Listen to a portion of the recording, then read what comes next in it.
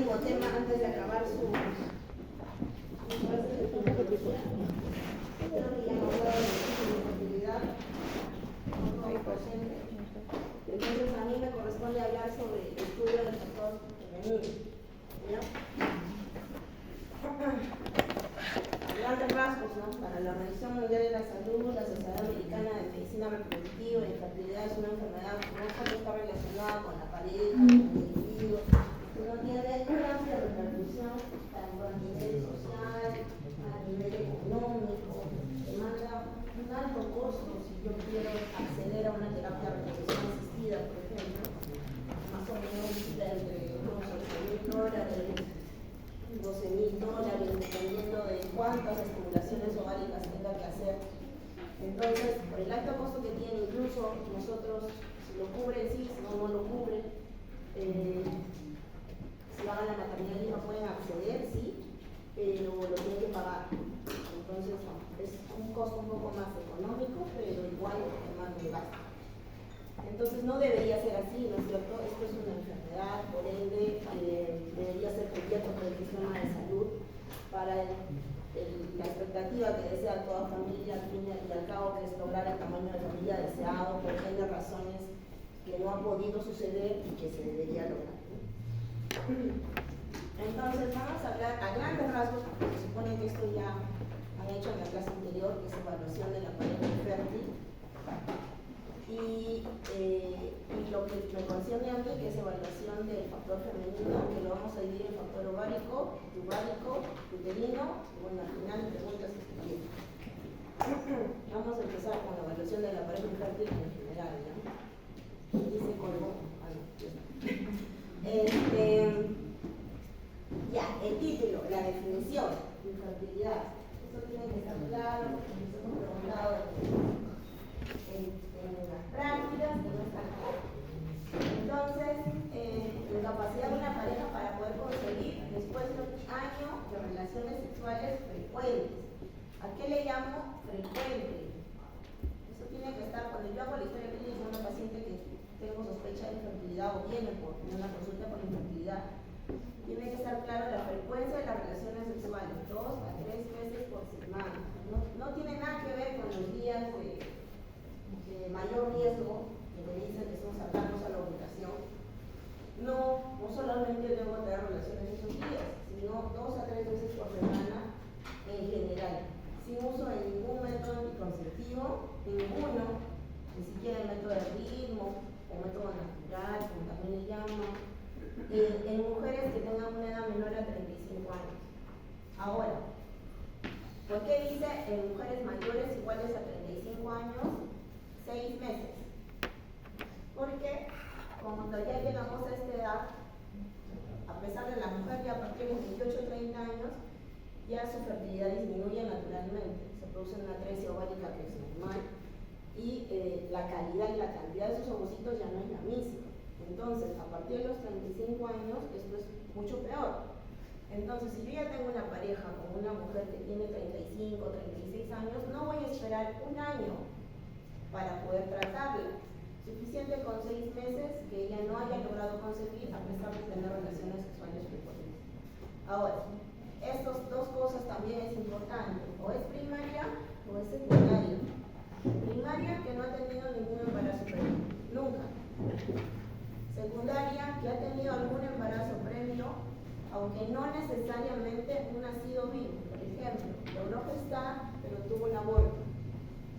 No tiene el nacido vivo, pero ha logrado gestar. Entonces ella se considera como una paciente con infertilidad secundaria. Eso también tiene que definirlo bien. Ahora, causas, a grandes rasgos, ¿no? ¿Cuántos casos podemos tener de infertilidad primaria o de infertilidad secundaria? Lo más frecuente es que sea primaria, o sea que nunca haya logrado gestar.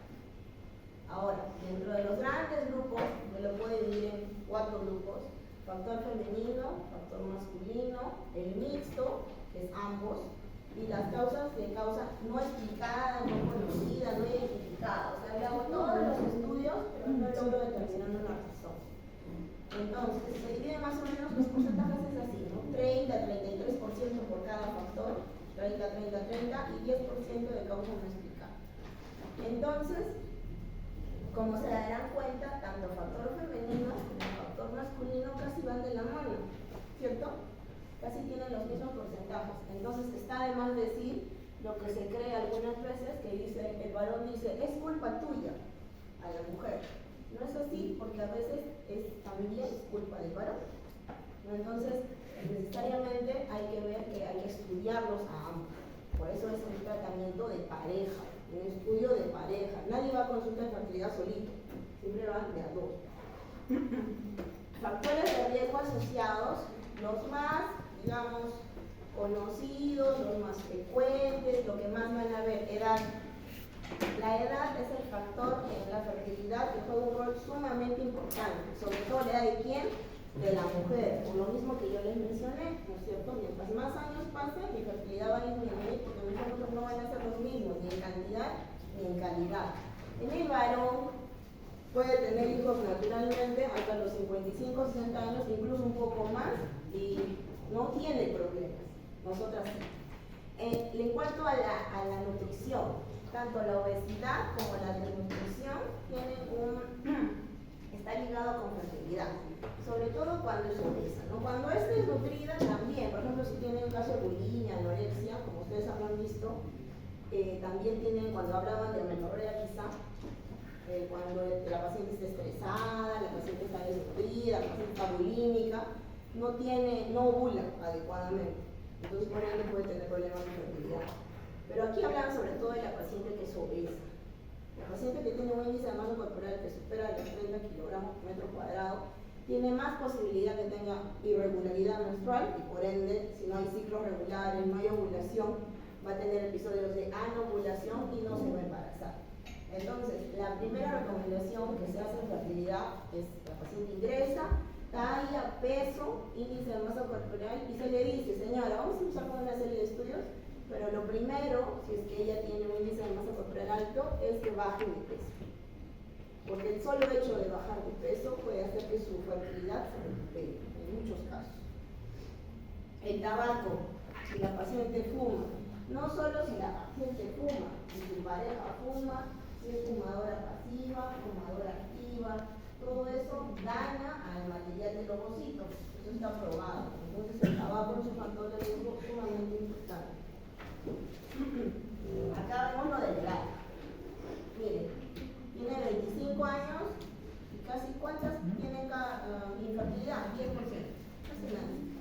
En cambio ya tengo 41 años, ¿cuántas mi porcentaje de infertilidad? 95%. Entonces, una recomendación general para las doctoras aquí presentes. Nosotras como personal de salud, siempre y todas las mujeres en general, retrasamos nuestra fertilidad lo más que posible porque hacemos muchas cosas, ¿no es cierto? Serums, especialidad, maestría, me voy por el mundo, paseo por todos lados. Y cuando recién me caso y conozco a alguien, tengo 38 años, ya digamos 37. ¿Cuándo es mi posibilidad de infertilidad? 46%. Entonces, yo no estoy diciendo que se embaracen ahorita, sino que si tengo la posibilidad económica y está en mis manos, congelo, preservo, porque mis óvulos de los 28, de 26 años tienen un material genético excelente. Cuando los congela a los 38, probablemente logro un embarazo sin problema. En cambio, si voy a congelar a los 40, a los 36 años, ya digamos, voy a congelar, el material genético es malo. Y así obtenga, pónganse 20 óvulos a los 36 años, cuando los junten con el esperma de mi pareja y traten de conseguir un embrión, esos embriones mueren en el proceso, porque su material genético no es bueno.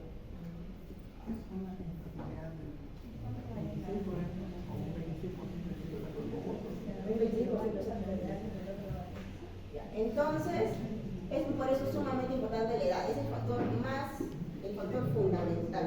A ver, acá en general, evaluación de la pareja, un algoritmo en general, a grandes rasgos. Ustedes han hablado, supongo, del pareja fértil, entonces historia clínica, ¿no? Eso es básico. Cómo tiene relaciones, cómo se fue su última regla, cómo es su régimen tratamental para yo saber si ovula o no ovula, de repente es obesa, tiene síndrome ovario poliquístico, poliquístico, ya de por sí, si tiene síndrome de ovario poliquístico, tiene un episodio de anovulación, entonces no se va a embarazar. Exploración física para ver cómo es ella, físicamente hablando, si tiene algún defecto a nivel genital que de repente le impida poder embarazarse. Papá Nicolau siempre, porque si va a ser sometido a un tratamiento de terapia terapia de reproducción asistida, entonces va a usar mucha droga, mucho estrógeno, mucha progesterona, y si tiene una patología maligna a nivel del cuello, y yo no he visto el cuello, no voy a hacer que eso maligno prolifere.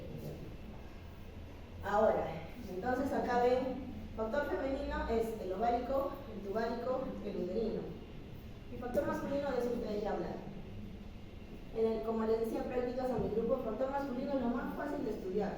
El varón va un día, se hace su espermatograma, deja su muestra para el espermatograma y de ahí mismo le sacan su cultivo y se acabó. Ahí está su cultivo, es lo más fácil. Y ahí le dicen cómo está el esperma y si proceso va bien, si no va bien. Es muy fácil. En cambio, en la mujer hay que hacer una serie de estudios que son un poco más complejos.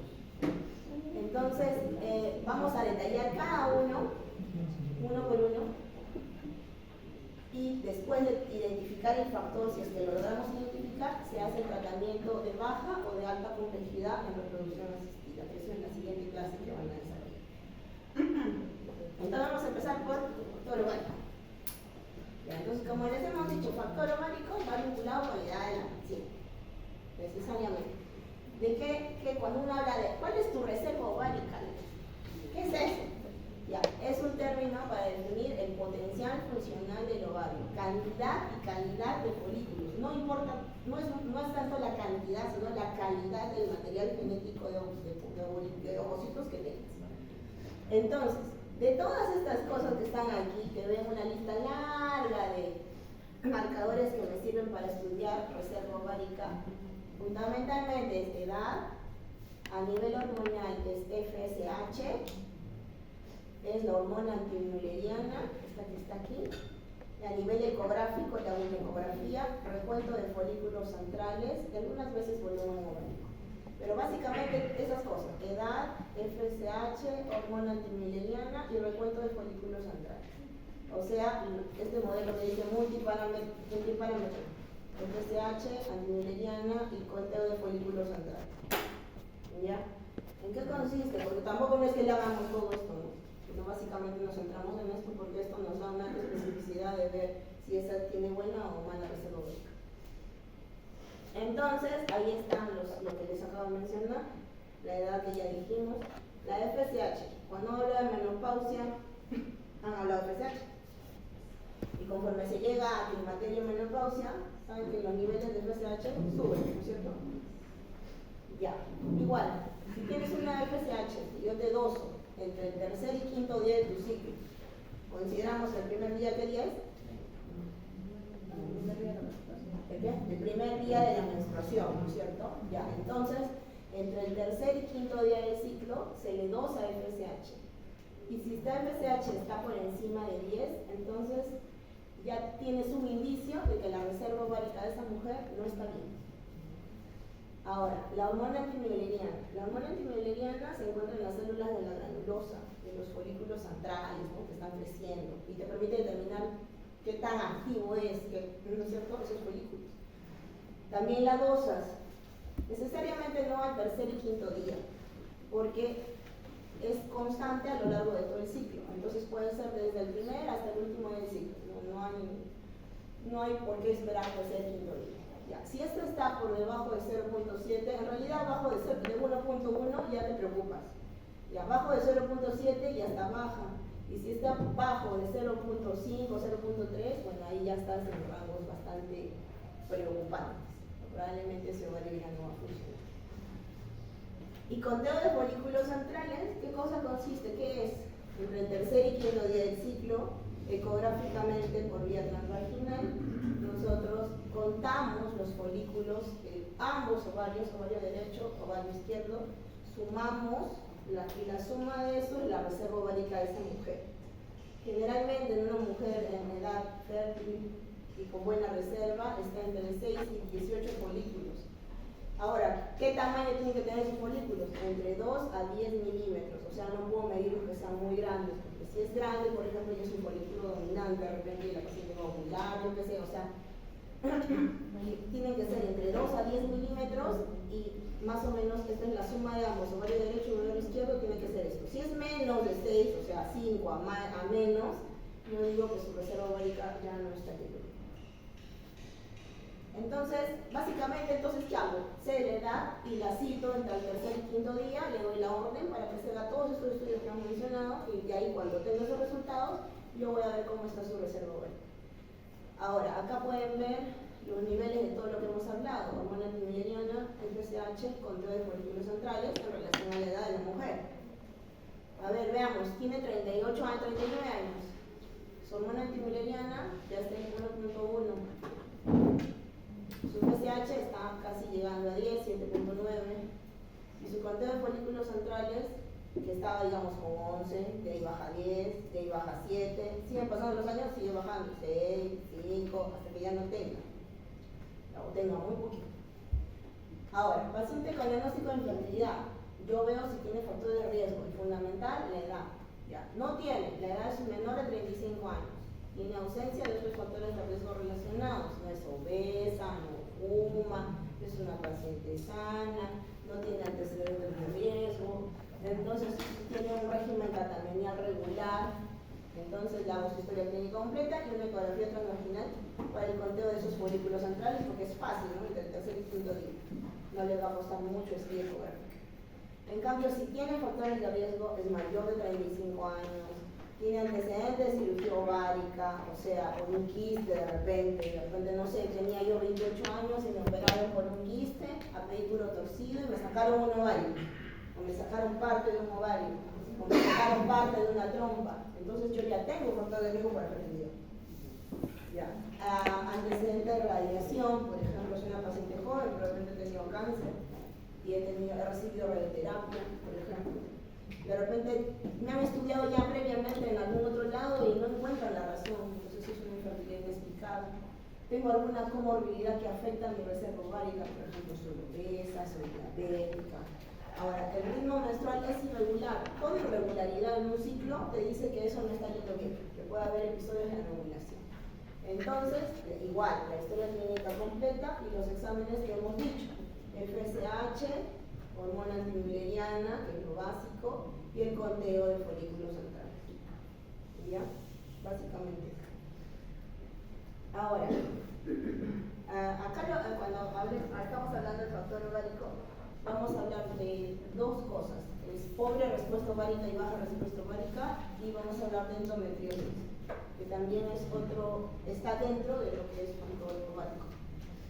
Ya, entonces, para definir pobre respuesta ovárica o baja reserva ovárica, eso va a tener que ver con estos conceptos.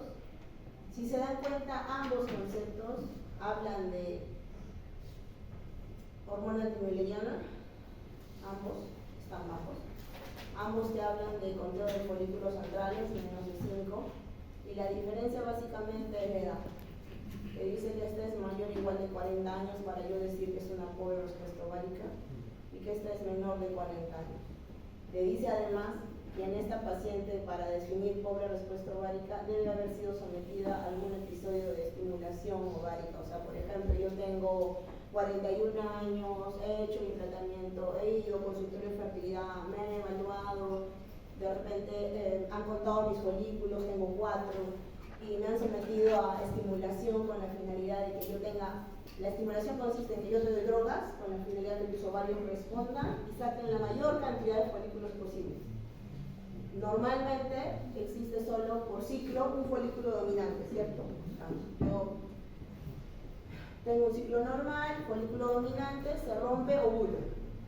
Ya, la estimulación, el objetivo de la estimulación es que en ese ciclo, ese mes, tú no obtengas un dominante, obtengas varios folículos que crezcan a la vez, todos que crezcan, que ninguno se atrecie, que crezcan la mayor cantidad de folículos, tanto en el ovario derecho como en el ovario izquierdo. Luego, que han crecido y que se evalúan ecográficamente, se aspiran por vía transvaginal, eso se llama aspiración folicular, y de ahí pasan a un laboratorio, que eso lo van a ver en la clase de reproducción asistida, y de ahí algunos van a ser exitosos y otros van a fallecer en el proceso, digamos. Entonces, si yo ya he sido sometida a ese tratamiento y no hay buena respuesta ovárica, o sea, después de todas las drogas que me han metido, solamente tengo menos incluso de 3 ovocitos después de un ciclo de estimulación, entonces estoy considerada como una paciente con pobre respuesta ovárica. ¿Ya? Acá más bien, en baja reserva, yo no tengo antecedentes de esta estimulación. O sea, soy una paciente menor de 40 años que nunca me estimulado. Ya, ahora, ¿qué significa tener pues una pobre respuesta ovárica? Que como yo ya no tengo, a pesar que me están estimulando, y ya no es exitoso, entonces muy probablemente me van a decir, ¿sabe qué? Vamos a fracasar, si queremos acceder a una fertilización in vitro, vamos a fracasar porque no hay material para trabajar. Entonces no hay óvulos para poder trabajar. Entonces me van a recomendar óvulos donados, o sea, ovodonación. Entonces, y eso cuando uno accede al consultorio de fertilidad, me dicen, porque para eso me han evaluado con folículos neutrales, me han evaluado hormona antimulleriana, me han evaluado FSH y ya saben cuál va a ser mi pronóstico. Ahora hay pacientes que no aceptan la ovodonación, porque decían que el óvulo sea propio. Entonces, ¿qué puede suceder? ¿Qué puede pasar? Que yo la estimule muchas veces y, por ejemplo, alguna vez una paciente que empezó en enero su primera estimulación y después de la estimulación obtuvo un óvulo. En febrero accede a otra estimulación, otro óvulo, va sumando 1 a 1. 12 estimulaciones obtiene 12 óvulos.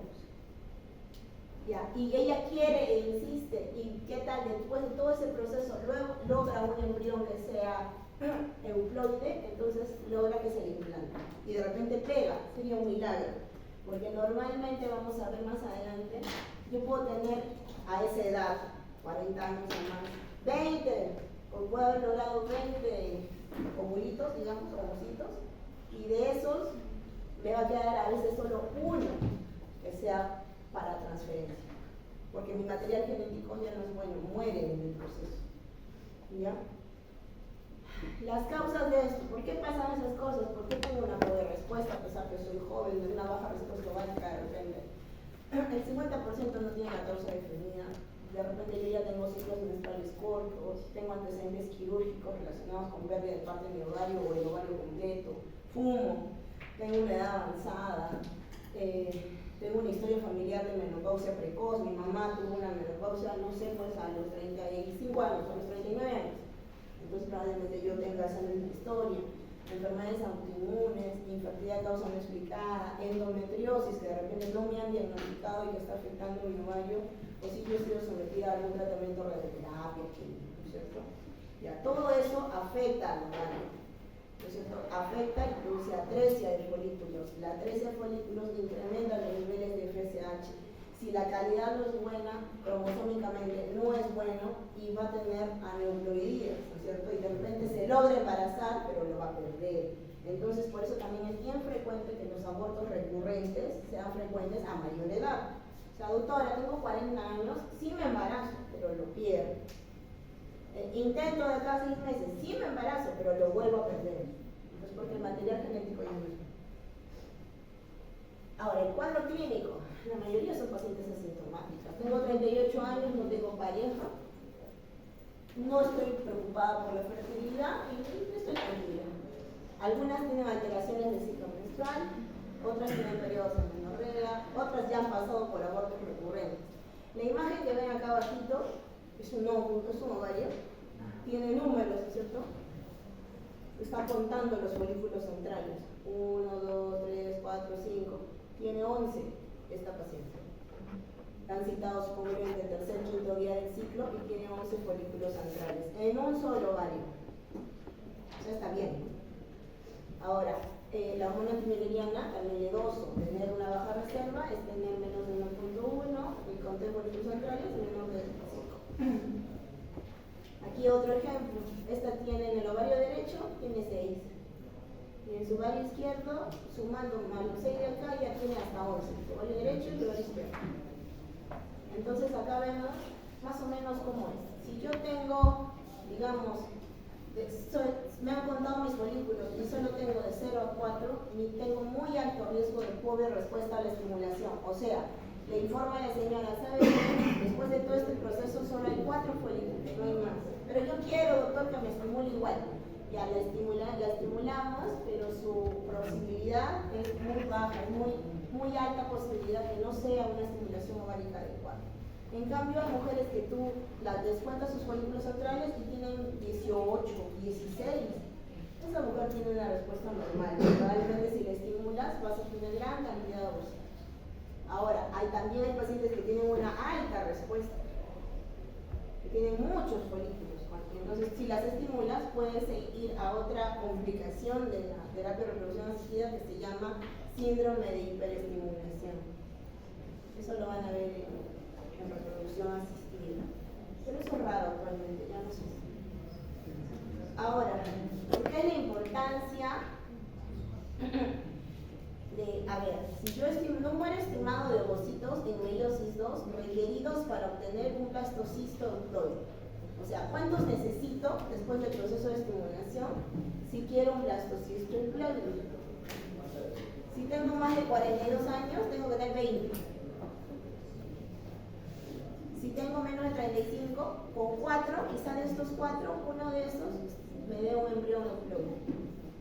Entonces, a más edad, tengo que tener más cantidad de ovocitos para que luego se conviertan quizá alguno de ellos en un blastocisto euploide.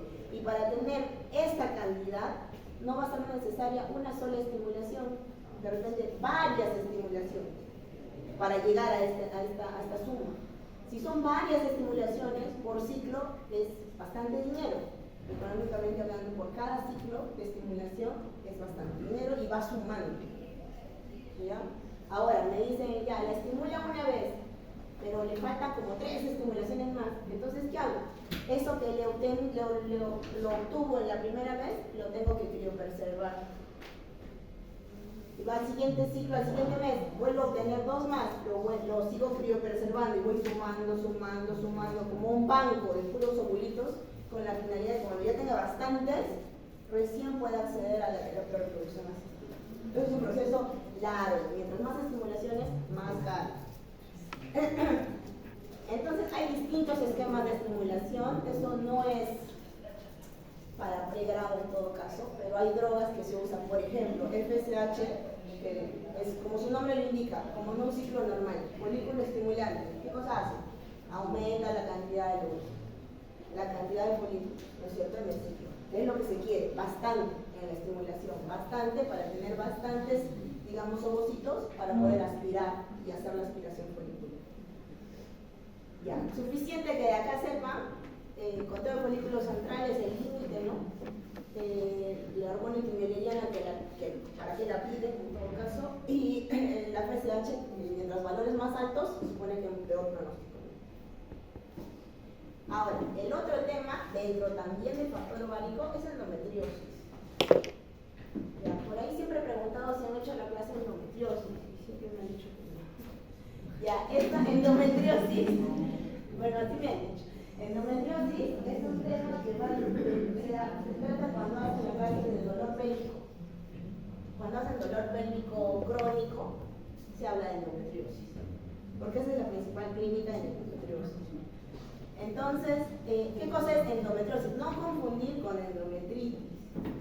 Ya no es lo mismo. Endometritis es inflamación del endometrio. Todo lo que es tritis, itis, es inflamación del tejido, en este caso endometrio. Endometriosis es tejido endometrial, que debería estar solo acá, ¿no es cierto? Ectópico, fuera de su lugar. Ya. ¿Cuál es el ejemplo que ya han visto de endometriosis? El tejido endometrial que está dentro del miometrio, ¿cómo se llama? No, miomatosis no es endometriosis. ¿Ah? Adenomiosis. Cuando el tejido endometrial está en el músculo del útero, se llama adenomiosis. Eso es lo que ya han visto, ¿no? Años. Ya, ahora, ¿qué pasa? Este tejido endometrial funciona, así como funciona aquí, responde a estrógeno, también responde cuando está ubicado en otra parte. ¿Cuál es su sitio lugar de ubicación, su sitio favorito para implantar? Ovario. ¿Ya? Pero se puede implantar en todos sitios, ligamentos, en peritoneo, en trompas, en fondo de saco posterior de Douglas, en recto, en todos los órganos, en epítelo, y se puede adherir. Porque estos implantes de endometriosis hacen que se forme tejido cicatricial y todos los tejidos se pegan, se adhieren unos sobre otros.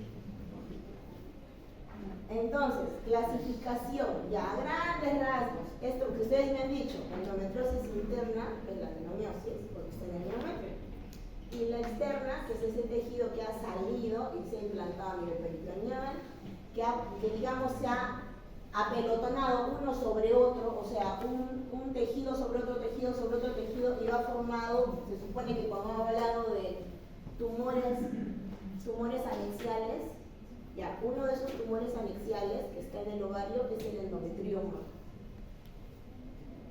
que es un quiste de ovario, es puro endometriosis, es un quiste chocolate, achocolatado, uno lo abre y es como el chocolate, de ese color. Ya. Y bueno, la endometriosis profunda. Vamos a tener entonces, eso era como que dónde está ubicado. Ahora vamos a ver las etapas, hay grados, 1, 2, 3, 4. El 1 y 2 es un estado superficial. El 1 es básicamente este ovario nada más y tiene adherencias delgadas. En el 2 ya no solo está en ovario, sino está en la pelvis. En el 3 ya está en ovario, está en pelvis y ya no son adherencias delgadas, son adherencias profundas, densas, gruesas. Y en el estadio 4, esas adherencias densas no solo están en ovario, sino también en trompas, en fondo de saco de Douglas, es el endometrioma, el tumor de la endometriosis. ¿Ya? Es el grado más severo en todo caso. Entonces mi pregunta sería, ¿y yo cómo miro eso?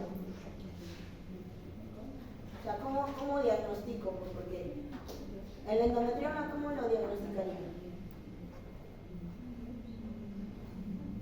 ¿Por qué?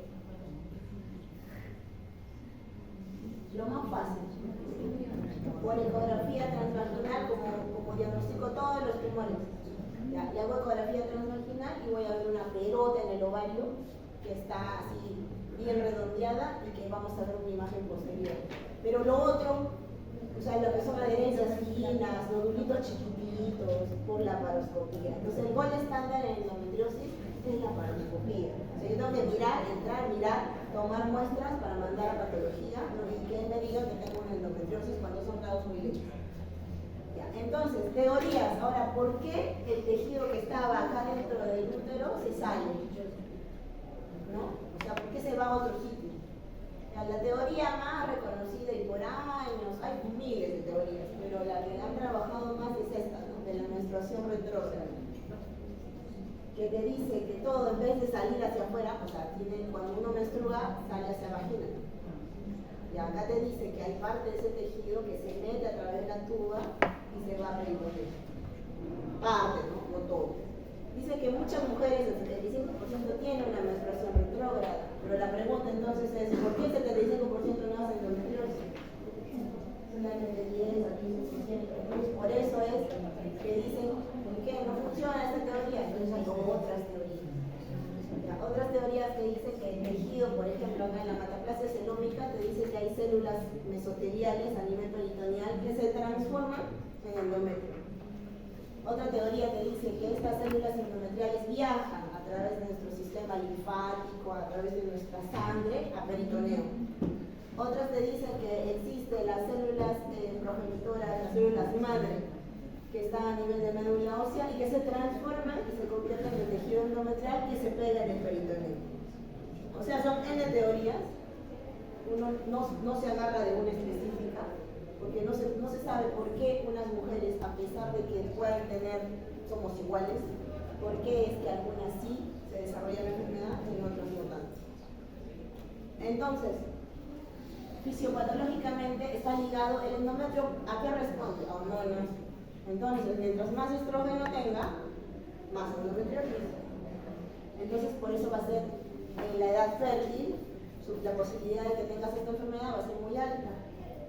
En cambio, cuando ya tienes un estado de climaterio o de menopausia, los focos endometriósicos se van apagando, porque ya no tiene quien los alimente.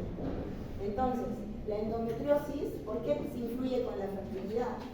Porque va a afectar, si se adhiere todo adentro, también puede estar adherido el ovario, ¿no es cierto?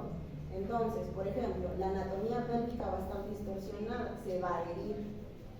Si se adhieren las estructuras, el útero se va hacia atrás, entonces es muy probable que no se pueda captar el óvulo adecuadamente. No solo se adhiere el útero, también las trompas, el transporte tubárico del malo está adherido. Si está adherido y la trompa pierde motilidad, jamás va a captar el óvulo, por lo tanto no te vas a embarazar. Puede haber incluso este tejido, este líquido que se forma a nivel peritoneal, es un líquido que tiene citoquinas, que tiene alta respuesta inflamatoria. Entonces, eso también perjudica a la fertilidad, al ovocito. Ahora, hay anomalías ovulatorias. Dicen de que yo tengo endometriosis, tengo que ovular el día 14. Tengo un folículo dominante, pero este folículo dominante no se rompe. Por alguna razón no logra botar el ovocito maduro, no ovula. Entonces tengo un proceso de anovulación.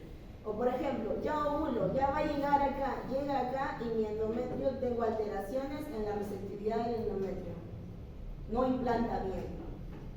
Entonces se ha demostrado que embriones que son de pacientes que tienen endometriosis tienen un desarrollo lento, no implantan bien. Entonces es una enfermedad que es difícil de diagnosticar si está en sus estadios iniciales porque tengo que entrar a mirar. Entonces para eso será importante que la clínica, ¿no es cierto? Entonces no es tan frecuente, bueno, el 15% de mujeres en edad fértil no es 50%, 80%. Ahora, las mujeres que tienen infertilidad tienen 6 a 8 veces más posibilidad de tener endometriosis. La edad, mujeres en edad fértil por el flujo hormonal. Si tienes historia familiar, por ejemplo, tu mami tuvo endometriosis, tu posibilidad de tener endometriosis es de 5 a 8 veces. Entonces, si ya sabes ese antecedente, por ahí también estar alcohol, consumo de tabaco. Si he tenido o tengo una menarquia precoz, menstrual a los 9 años, entonces, y una menopausia tardía, entonces probablemente tengo más tiempo que está sometido mi focos endometriósicos a estrógeno y por ende más posibilidad de tener endometriosis. Entonces, la clínica aquí suele ser, si todo está pegado por dentro, ¿qué pasa? Duele. Entonces va a tener dolor pélvico crónico en distinto grado. Va a tener episodios de dismenorrea, por eso también cuando hablan en la clase de dismenorrea, hablan de endometriosis.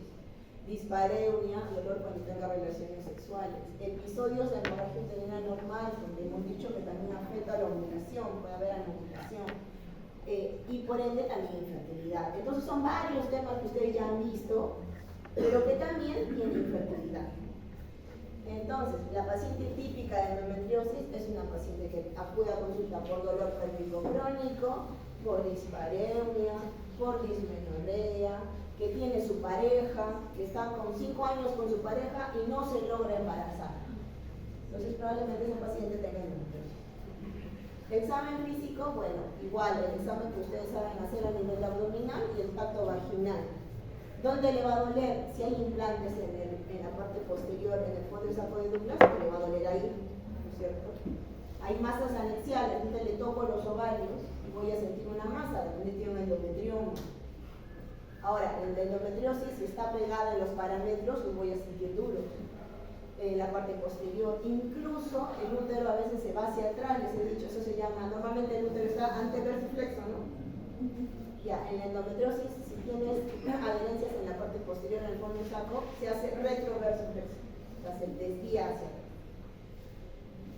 Y eso también ocasiona dolor cuando tiene relaciones sexuales, incluso le ocasiona dolor cuando defeca. Dice, doctora, hace 6 meses, no sé, voy al baño a hacer deposición y me duele. Ahora, hemos hablado de endometrioma. Este es el endometrioma. Es un quiste, pero es un tumor, no es líquido, ¿cierto? O sea, no es agua pura, es denso, y tiene esta imagen como nosotros le decimos vidrio esmerilado, ¿no es cierto? Como pavonada. Yo abro esto y es full chocolate, como si fuera coagulante. Se ve por ecografía transvaginal, ¿no es cierto? Ahora, marcador tumoral, siempre que hablan de marcador tumoral en cáncer de ovario, en todo lo que sea ovario, siempre van a hablar de este marcador, CA125. Ya, el CA125 también se eleva en patologías no malignas, o sea, no necesariamente es cáncer de ovario, sino también se eleva en el embarazo, se eleva en la ovulación, se eleva en la endometriosis. Entonces no es específico, ¿no?, para cáncer. Pero si yo lo doso, lo puedo encontrar ahí. La paroscopía, hemos dicho que es el gol estándar, para poder mirar las lesiones. Y acá podemos ver estas cositas que son negritas, como implantes finos, aquí también, como vesículas negritas. Este es el útero. Acá adelante está la vejiga. Entonces acá hay un implante endometriósico, por ejemplo. A ver. Acá. ¿Este qué es? Este es el útero. ¿Esto qué es? La trompa, el lado derecho acá, izquierdo acá. Ya, izquierdo. Esto es la trompa. ¿Y este de acá? Ya, debajo de esta trompa es el ovario, que es más o menos de este tamaño. Este es súper mega más grande, ¿no?, casi del tamaño del útero. Ya, este es un endometrioma. Ya, esto también es la paroscopía.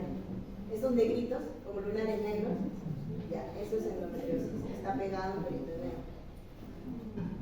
Ya. Esto es especuloscopía. ¿Qué es esto? Si es especuloscopía, el cuello. Este es el orificio cervical externo. Y estas cosas negras es endometriosis. O sea, la endometriosis yo la puedo ver en vagina, la puedo ver en cuello, la puedo ver hasta nivel umbilical. O sea, el tejido camina por todos sitios. ¿Ya? Si yo tengo la dicha de verlo así, ya tengo el diagnóstico. Pero si yo no veo, entonces tengo que meterme a la laparoscopía para poder ver.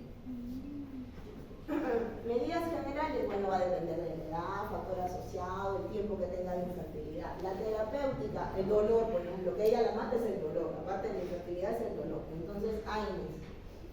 Manejo médico, cuando ella no viene por un tema de fertilidad, estos medicamentos de acá, progestina, danazol, anticonceptivos orales combinados, todo esto inhibe la ovulación, porque lo que tú quieres es que no ovule para que no le duele. Entonces, para que no siga creciendo la endometriosis. Pero cuando yo hablo de fertilidad, esto como que no tiene mucho valor, pues porque yo sí quiero que ovule, quiero que se embarace. Entonces, un medicamento que favorece o podría favorecer un poco la endometriosis y también no influiría mucho en la fertilidad es este, que es el Lilogen. Es progestágeno, disminuye la acción del estrógeno en la estrogénica y tiene más alta acción a nivel del progestágeno. Entonces, ¿qué hace? Que los focos endometriósicos como que se atrecien, se atrofien, de algún modo disminuyan su tamaño. Pero cuando ya tengo un tumor, o sea, ya tengo un endometrioma, generalmente, no siempre, generalmente suele ser quirúrgico. En infertilidad, estamos hablando desde el punto de vista de infertilidad. Porque si me dicen, yo encuentro un endometrioma y ella viene por X razón, no vino por fertilidad, entonces ya, pues yo tengo que sacar el endometrioma. Pero muchas mujeres a veces tienen su endometrioma de 2 centímetros y yo quiero someterlo a tratamiento de fertilidad. Entonces, por eso te dice, en estadio 3 o 4, por ejemplo, un endometrioma sería un 4, el tratamiento quirúrgico es sugerido. O sea, hay muchos estudios que te dicen, ¿sabes qué? Primero trata tu endometrioma y después sométela a un tratamiento de fertilidad, porque le vas a dar tal cantidad de hormona que puede hacer que tu endometrioma, que medía 2 centímetros, terminado el tratamiento de fertilidad, mida mucho más, 6, 7, 8. Entonces, indicaciones quirúrgicas, manejo del dolor. Ahora, como mide toda cosa o todo tumor que esté en el ovario y que mida más de 5 centímetros, tiene alta posibilidad que se tuerza, que se rote con la trompa, y eso queda peor porque va a venir es un abdomen agudo quirúrgico. Entonces, antes que se tuerza, si mide más de 5, ya pues lo sacas. Ahora, si ya es grande, yo también tengo que ver que no sea algo maligno. Ahora también, si yo quiero acceder, por ejemplo, estimulo a alguien, hemos dicho que la estimulación ovárica es importante para obtener la mayor cantidad de folículos. Ya, para sacar esos folículos que se forman en el ovario, nosotros accedemos por vía bueno, los infectólogos, acceden por vía vaginal, por fondo del saco vaginal posterior con una aguja. Y esta aguja va direccionada por vía ecográfica al ovario y va aspirando los folículos uno a uno. Imagínate que tenga endometrioma y justo lo pinche. Entonces, por eso es que también, si yo voy a hacer una FIV y necesito folículos y necesito extraer folículos, tengo que tener mucho cuidado de que no voy a pinchar el endometrioma. Por eso es que primero recomiendan, ya mejor saca tu endometrioma. Ahora, no solo lo aspires, o sea, le hagas un hueco y saques el contenido, sino saca el quiste, porque esto está dentro, o sea, es ovario, pero tiene un quiste, tiene una cobertura, una cápsula. Entonces, te dice, si tú no quieres que el endometrioma se vuelva a llenar, saca el quiste, o sea, saca la cápsula. No solo aspires, porque si yo aspiro el contenido, eso se vuelve a llenar. ¿Ya? Ya, entonces, ¿qué tienen que saber de acá? Endometriosis, ¿es factor ovárico? Es factor ovárico. ¿Influye también con la fertilidad? Sí. Ya, paciente clásica, aquí si yo te pongo un cuadro, un caso clínico, ¿qué te diré? Pues es una paciente que tiene su pareja, que tiene, no sé, 6 años, que no logra concebir y que tiene dolor pélvico crónico, tiene dispareunia, tiene dismenorrea y que a la imagen ecográfica, perdón, al examen físico tiene una malla anexial. ¿Qué cosa es? Endometriosis. ¿Cuál es el factor probable? Es un factor ovárico, ¿no? Ya. Ahora, el siguiente es el factor tubárico. ¿Qué pasa? El factor tubárico está en la trompa. Ya, partes de la trompa. Intersticial, la que está más cerca al útero, istmo, ampolla, infundibular. La infundibular tiene patitas que son las fibras, ¿cierto? Ya, este blanquito es el ovario. Ya, entonces, la trompa, o sea, dentro de todo el factor femenino, la trompa, el factor tubárico, tiene 25 a 35% de casos. O sea, la mayor parte de culpa está también en la trompa. Ahora, la trompa tiene un papel importante porque hace todo esto, transporta, se mueve, por lo tanto, captura el ovocito y se mueve, ¿no es cierto? Tiene peristaltismo para lograr que avance y llegue al útero. Le da soporte nutricional al embrión. No sabemos que la mayor parte de la fertilización se da donde, a nivel del ámbula, ¿no? Luego tiene que caminar para implantar. Ya, si mi trompa no funciona, así mi ovario esté muy bien, no me voy a embarazar. Entonces, causas de por qué esta trompa no funciona. Causas infecciosas. EPI, ustedes han visto, ¿no es cierto? Salpingitis ísmica nodosa, hidrosalpinx, que es tener la trompa con agua, ¿no es cierto? Toda distendida. Tuberculosis pélvica, que también genera adherencias y daña trompa. La misma endometriosis que acabamos de ver. Antecedentes quirúrgicos, por ejemplo, bloqueo tubárico, la ligaron. O sea, la señora ya tiene hijos, tiene como 4 hijos y se ligó, pero conoció a otra pareja y quiere tener hijos con él y no puede porque está ligada. Entonces, eso es factor tubárico también. Otras causas, lesiones polipoides que también hay en la tuba. Ahora, la trompa es altamente sensible a una serie de patógenos. ¿Cuál es el principal patógeno que afecta a la trompa? No, el patógeno, o sea, el germen. Ya, pues EPI, ¿no? El germen. ¿Cuál era? Sería clamidia. Clamidia es el principal factor que afecta al trompa. También gonococo, pero es más clamidia. Gonococo es más para afuera. Ya, entonces, si yo ya tengo un daño en la mucosa tubárica, tengo un daño severo unio bilateral, por ejemplo, no es una trompa, son las 2 trompas, tiene adherencias severas peritubáricas, muy probablemente no me voy a embarazar. Entonces, existen clasificaciones de, a ver, ¿cómo está mi trompa? ¿Cuánto es mi posibilidad de embarazarme?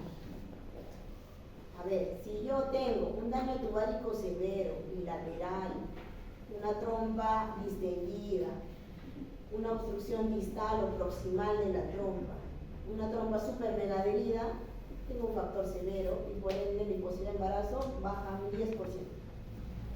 En cambio, si yo tengo ausencia de fibrosis en la trompa, no está distendida mi trompa, la mucosa tubárica tiene una apariencia normal y por ahí que tenga una adherencia laxa, o sea, algo muy leve, tengo 70% de posibilidad de embarazarme con esa trompa. Entonces, mientras más patología tenga, obviamente mi posibilidad de embarazar va a disminuir, ¿cierto? Entonces, acá te lo clasifica según dónde está el defecto, a qué altura de la trompa, a nivel proximal, a nivel medio o a nivel distal, o sea, a nivel infundibular, digamos, ¿no? Ya a nivel proximal, lo más importante es artritis sísmica nodosa, que es esta cosa, como un nódulo. Aquí está el útero, aquí está el nódulo, y aquí está mi trompa. Entonces, este nódulo va a obstruir, ¿no es cierto? Y si obstruye, no va a llegar, ¿no?, el óvulo al útero. El bloqueo, por ejemplo, le ligaron. Entonces, eso es generalmente en la tuba media. Y salpingitis en la enfermedad tubárica distal, algún tipo de infección, ¿no es cierto? Una EPI. Ya. Historia clínica. Ahora, ¿cómo me doy cuenta que la paciente tiene un factor tubárico? Si tiene hidrosalpinx, probablemente va a tener manchados en ciclos, o sea, interciclo, entre regla y regla puede que tenga manchados como flujos, como descensos. Así como cuando ustedes han hablado de EPI, decía EPI, dolor pélvico, dolor a la palpación de anexos, fiebre, leucorrea, ya todo eso.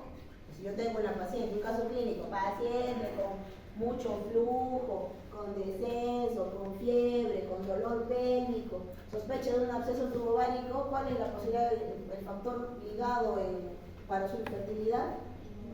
Tuvárico, la trompa. Entonces, hay N estudios para ver trompa, pero ustedes saben que el más importante, ¿cuál es? Lo más común, ya lo más común, digamos, histerosalpingografía, ¿no? Que lo han visto cuando han visto métodos diagnósticos de ginecología. Ya, histerosalpingografía, ¿qué cosa es? Es con el contraste a través de cuello, se distende el útero, pasa el contraste a través de la trompa y le tomo placas, ¿cierto? Y las placas me van diciendo, a ver, pasa tu contraste y cómo va pintando tanto el útero como las trompitas. Si tiene unas trompas que están permeables, de ese contraste lo vas a ver que pasa a través de toda la trompita y llega a la cavidad peritoneal y tú dices, ambas trompas están permeables. Ya, este es otro que es la histerosonosalpingografía. Ya, es como otro tipo de contraste. Acá no lo hacemos, básicamente hacemos histerosalpingo. Y lo que también es gol estándar, porque yo quiero ver adherencias, endometriosis, es la laparoscopía, ¿no? A ver, acá, ¿qué hay? ¿Qué es esto? Todas son imágenes de histerosalpingografía. Ya, ¿este qué es? El útero. ¿Y estos? Las trompas. ¿Están normales? ¿Qué están? Están dilatadas, ¿no? Entonces es un hidrosalpinx bilateral y el contenido del contraste no ha caído a cavidad. Está obstruida la trompa de ambos lados. ¿Este qué es? Un útero. Ya, no pasa el contraste tampoco. Hasta ahí llegó. O sea, es una obstrucción proximal. Y además el útero que tiene dos folículos. Este es un útero. Y acá tiene full puntitos. Y acá también. ¿Esto qué es? Ambas son trompas. Tiene estos nodulitos. Es esa que decían episalpingitis sísmica nodosa. Es full nódulo. También es causa de que no tengas una buena permeabilidad. ¿Y esto qué es? Es la laparoscopía, ¿cierto? Este es el ovario, la trompa, pero esto no es contraste, es azul.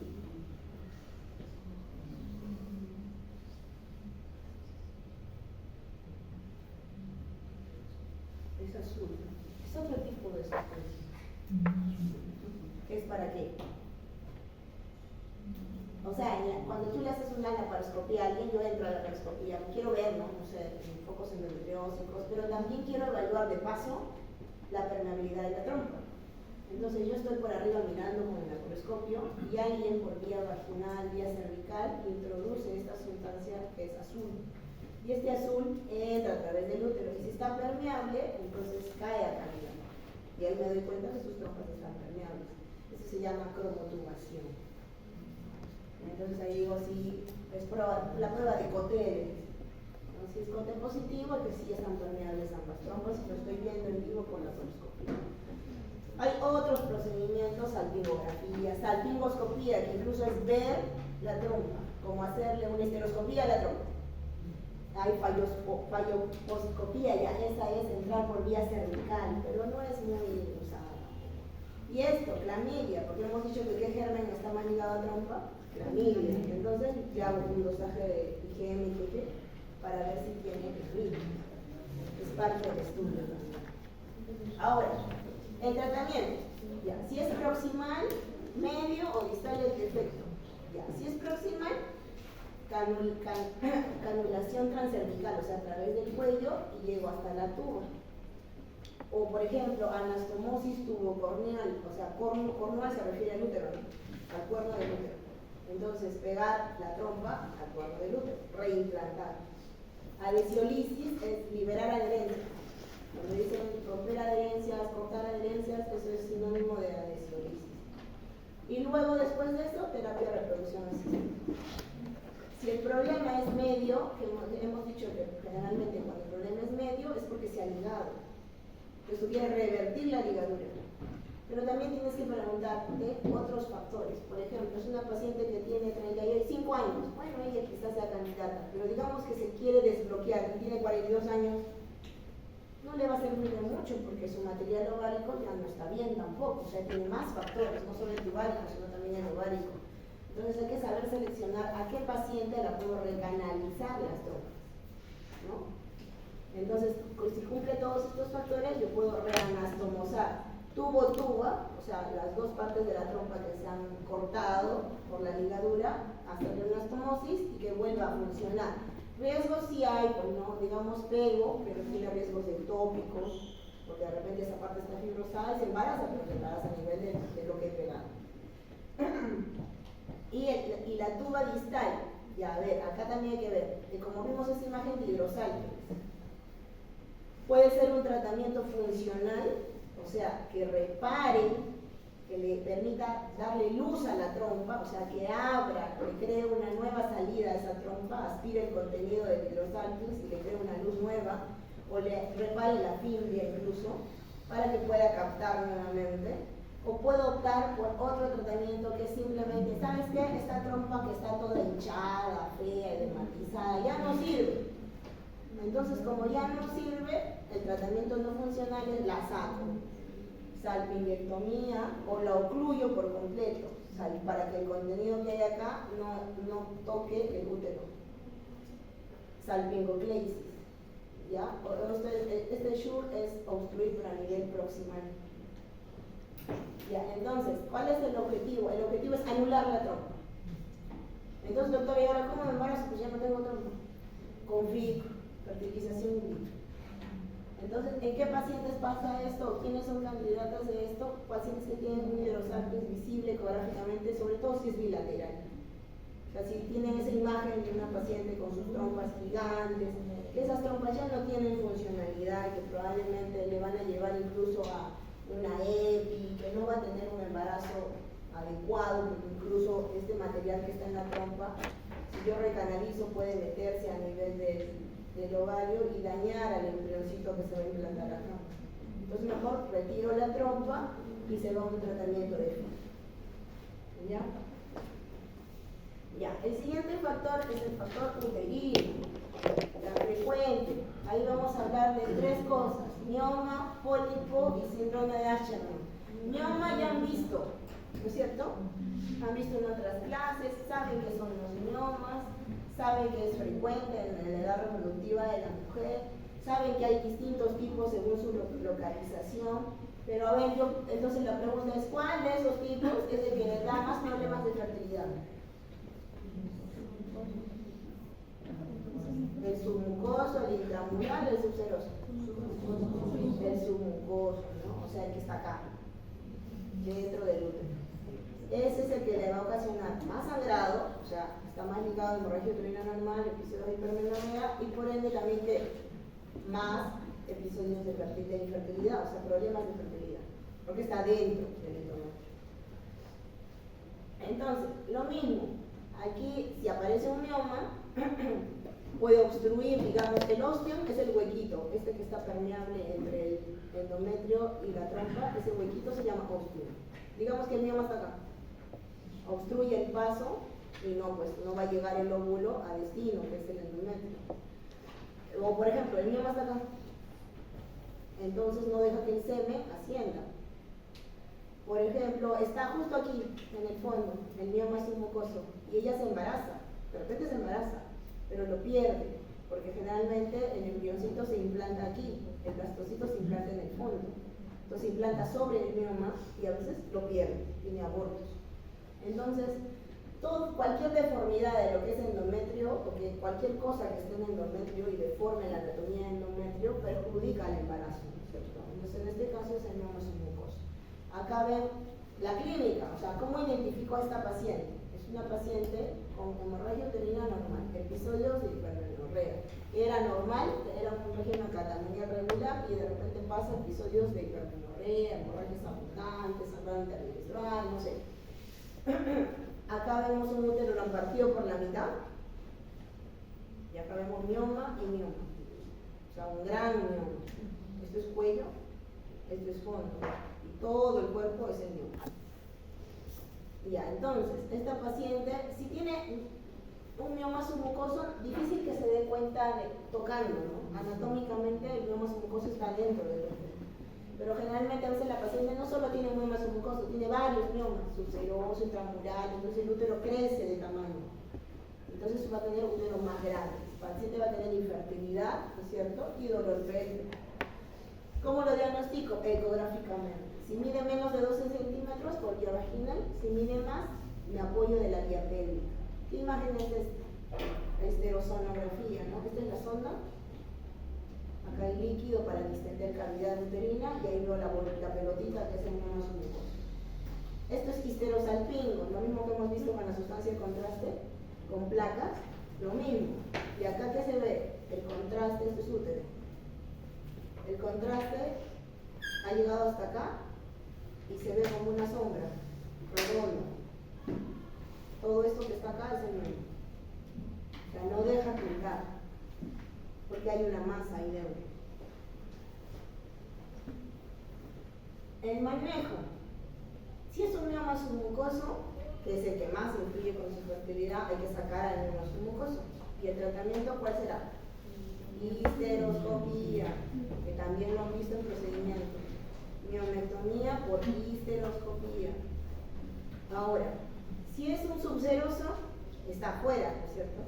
Si está afuera y no influye, generalmente no influye con la fertilidad, yo puedo esperar un año y ver si se embaraza o no, si es el único factor que está comprometido, porque generalmente no influye con la fertilidad. Ahí puede estar el mioma subseroso y embarazarse y no va a influir. Cuando el mioma es intramural y es grandecito, mide más de 4 centímetros, entonces sí podría afectar de manera significativa la fertilidad, o en todo caso podría, por el tamaño que tiene, se embarace quizá, pero puede tener riesgo de aborto, de amenaza de parto prematuro, entonces puedo optar por sacar solo el mioma, una miomectomía, que para que sea menos invasiva puede ser por vía laparoscópica y no por laparotomía, o sea, sin necesidad de abrir la pancita de la paciente. Si es intramural, pero mide menos de 4 centímetros, entonces también puedo tener un manejo expectante si es que no tiene sangrado, si es que todo está bien y no ha deformado la línea endometrial. Cualquier cosa que deforme la línea endometrial, entonces definitivamente tiene que retirarse, ¿no? Por vía histeroscópica o por vía laparoscópica. Ese es mioma. Entonces, ¿cuál será el caso clínico del mioma? Relacionado a fertilidad. Igual, paciente que va a consulta, no logra concebir, que tiene episodios de hipermenorrea, de dolor pélvico, ya suficiente que tenga hipermenorrea para que tú pienses que hay algo que está haciendo que sangre más de la cuenta, y que tiene un útero de 10 centímetros, ya lo que tú piensas, puede ser un mioma o puede ser adenomiosis, ¿no? Y si me ponen las alternativas y relacionado con fertilidad, bueno, miomatosis puede ser, ¿no? Pólipo, que también lo han visto. Ya, el pólipo endometrial también es causa de infertilidad, así sea chiquititito. Entonces, la presencia de un pólipo aumenta la incidencia de fertilidad 35%. También es hormono dependiente, entonces cualquier cosa que haga estrogénicamente esté elevado los niveles de estrógeno también va a hacer que el pólipo crezca en más tamaño. ¿Se pasa? Ya, entonces, clínicamente el pólipo es generalmente asintomático y cuando ya tiene un tamaño considerable y está, pues estás ahí en el momento, te genera también episodios hemorrágicos en la normal, pero eso es parte del Pancoin o en la película. Es una infertilidad de causa no explicada, le hago una ecografía y ¿qué veo? Engrosamiento del endometrio. Solo eso veo. Si le hago una histerosono, ¿qué veo? El pólipo. Entonces la histerosono me ayudará a diferenciar si es un mioma o si es un pólipo. Y la histeroscopía me permitirá ver que ahí veo al pólipo. ¿No es cierto? Entonces, el pólipo. Hay N formas de sacar un pólipo. La más fácil y barata es esta, un legrado simple. Pero es a ciegas. O sea, yo toco, meto la legra, si algunos han visto el legrado, es a ciegas. O sea, yo raspo el contenido dentro del útero, pero es a ciegas. No sé, lo cogí, no lo cogí, raspo, en teoría lo saqué, ya. No es lo ideal. Lo ideal es hacer una histeroscopía. Yo veo el pólipo y lo resecciono, lo morcelo. La cuestión que lo quemo con un bipolar, pero lo retiro. Ahora, la mayoría suelen ser asintomáticos, un hallazgo. O sea, la paciente va por fertilidad, de repente le hacen ecografía y ven una masita y ven un engrosamiento endometrial. Dicen, ¿qué es esto? Le hacen un histerosono y dicen, puede ser un pólipo. Entonces, cuando este pólipo mide más de 5 milímetros, se recomienda que mejor se saque. Porque como yo también le voy a hacer un tratamiento de fertilidad a esa paciente quizá, voy a darle hormonas, estrógeno, ¿no? Bastante. ¿Qué va a pasar con ese pólipo? Va a crecer más. Y puede perjudicar al nuevo embrioncito que yo quiero implantar cuando vaya a terapia de reproducción asistida. Ya. Y lo último es esto, que es síndrome de Asherman. Eso también yo creo que sí lo han visto. Cuando hemos hablado de menorrea, el síndrome de Asherman es causa de menorrea secundaria, ¿no? Va ligado a ese tema, pero también es causa de fertilidad. Entonces, aquí ¿qué vemos? Esta es una imagen por histeroscopía, ¿no? Y estas son las adherencias que se forman dentro del útero, entre pared y pared. Es un síndrome adherencial. Ya. ¿A quiénes les pasa esto? 26% no tienen la causa reconocida, pero si tienen una causa reconocida, ¿qué es eso?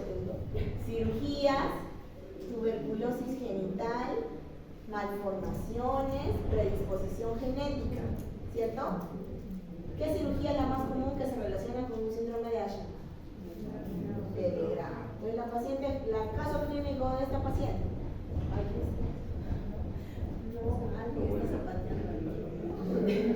Ya, o sea, por ejemplo, yo tengo una paciente que ha tenido antecedente de un legrado y, por ejemplo, o de múltiples legrados, por ejemplo, ha tenido 4 pérdidas, entonces le han hecho 4 legrados, 5 legrados, y que alguno de ellos de repente ha sido por un aborto infectado, por un aborto séptico, ¿sí? Entonces, esa paciente probablemente pueda desarrollar un síndrome de Asherman. Entonces, ¿va a perjudicarla? Sí, bastante. Va a perjudicarla con amenorrea y también con su fertilidad. Porque ese endometrio ya no es capaz, tienes un endometrio cicatricial, que ya no es capaz de recibir al nuevo embrioncito que ella desea para su país. Entonces, clínicamente la mayoría son asintomáticas, pero las que empiezan a tener síntomas van a tener alteraciones de su ciclo de hipomenorrea a amenorrea. Incluso si el síndrome de Asherman es severo y ha ocluido, digamos, el orificio cervical interno, la paciente no va, al no arreglar, va a retener sangre y esa sangre va a distender el útero y se puede meter hasta los troncos. Por eso dice hematosalpinx. ¿Sí? O sea, como lo retiene, logra menstruar de repente un poquito, pero pum, se regresa y hace hematometra y hematosalpinx. Y amenorrea pues la que no logra menstruar nada. Ese endometrio no responde. Entonces, digamos que se embaraza, a pesar de tener su síndrome de Asherman, puede ocasionar, porque hay bridas, ¿cierto? Adherencias, bridas y adherencias dentro del útero, y ahí está su bebé, su feto. Entonces puede tener un bebé que no crezca bien, con RCU, con placenta previa, que no se acomode bien, la mayoría van de cabecita, ¿no? Hacia abajo. Ya puede ser que este se ponga podálico, puede ser que tenga amenaza de parto prematuro. frecuentes. Entonces todo eso también se relaciona con síndrome de Asher. Ecografía, en la ecografía que veo, líneas hiperecogénicas, interrupciones de la regularidad del endometrio, o sea, el endometrio tiene como baches. En la histerosono, yo meto líquido, voy a ver las adherencias, o sea, voy a ver como baches, y en la histeroscopía, que es el gol estándar, porque ahí yo veo directamente, ¿no es cierto?, estas imágenes, adherencias, más la clínica de la paciente que dice que tiene amenorrea y obviamente infertilidad, entonces tiene un síndrome de Asher. Entonces, ¿qué tengo que hacer? Sacar las bridas, las adherencias, liberar. Entonces, la forma más fácil, digamos, es por dilatación y curetaje, o sea, legrado, ¿cierto? Pero también es a ciegas, no es lo ideal. Entonces, lo ideal que será la histeroscopía, ¿no es cierto? Una histeroscopía que no solo sea diagnóstica, o sea, no solo yo entre a mirar, sino también yo entre a curar, y eso es quirúrgico. Adherencias quirúrgicas que pueden ser adherencias laxas o muy densas. Si son laxas, o sea, la idea es destruir todas esas adherencias. Ahora, el problema no solo está en que yo destruya las adherencias, sino en que no se vuelva a pegar. Porque si ya yo he destruido las adherencias que están entre una capa y otra capa, se puede volver a pegar la superficie del útero. Entonces tengo que dar ciclos de hormonas, o incluso puedo poner una T, para que no se vuelva a pegar. Y después de eso, yo retiro mi T y tengo que hacer una nueva histeroscopía para ver que todo esté bien. Y luego llevarlo a un tratamiento de fertilidad si es que ella desea embarazar. ¿Cierto? Ya, entonces, caso clínico típico de acá, ya la paciente va a tener amenorrea, ¿cierto? Y de repente le han hecho un legrado uterino bióptico, un legrado uterino por un aborto séptico, y se infectó, y de repente después de 3 meses acude a consulta porque no regla. Después de un legrado, lo normal es que regles al mes. Ya, por ejemplo, me hacen un legrado hoy, 2 de julio, lo normal es que yo regle el 2 de agosto. Pero digamos, pasa agosto, pasa septiembre, llega octubre y no reglo, entonces me preocupo. Entonces probablemente pueda tener yo un síndrome de Asher o haya desarrollado eso. ¿Sí? Ya está. Nada más, preguntas. Las preguntas para su examen son así. O sea, son casos clínicos y yo pongo qué factores o que usted cree que está relacionado con la paciente, ¿no? O sea, con el cuadro clínico de su paciente. No es difícil, no les voy a poner varios puntos, no es el hecho, ¿no? Son pregrado. La idea es que más o menos sepan qué factores de riesgo existen para cada factor uterino, ovario, tubárico y puedan marcar la alternativa en relación a eso. ¿Ya? Ya está.